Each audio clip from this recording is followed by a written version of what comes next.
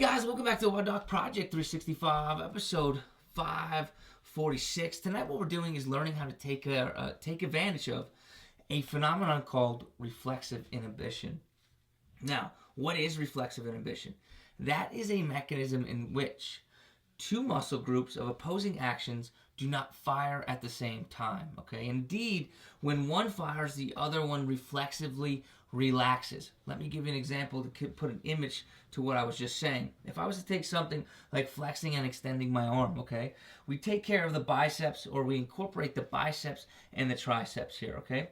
If I was to go ahead and flex my arm, my bicep is moving through a contraction, but my triceps reflexively relaxes to allow the bicep to work more efficiently. If not, they'd be fighting against each other, right?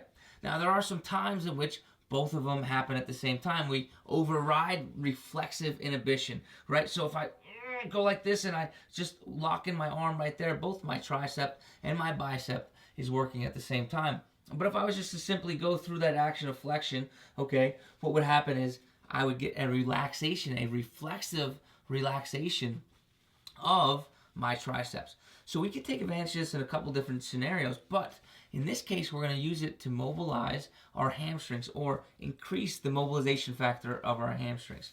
All I'm going to do is take a simple band just like this, and I'm going to step through it, okay? You guys can use any band you want. It's literally just to get the point across what we're trying to do here.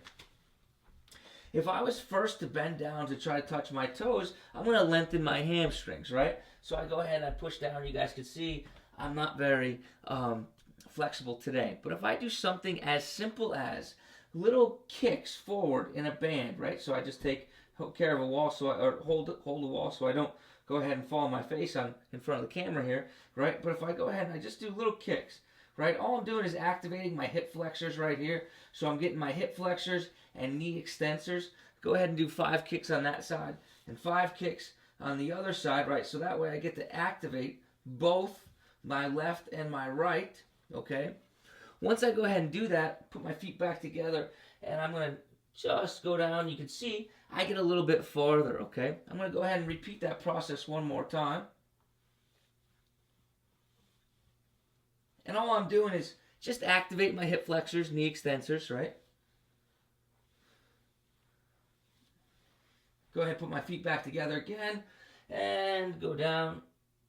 And again, I get a little bit closer to the ground, okay?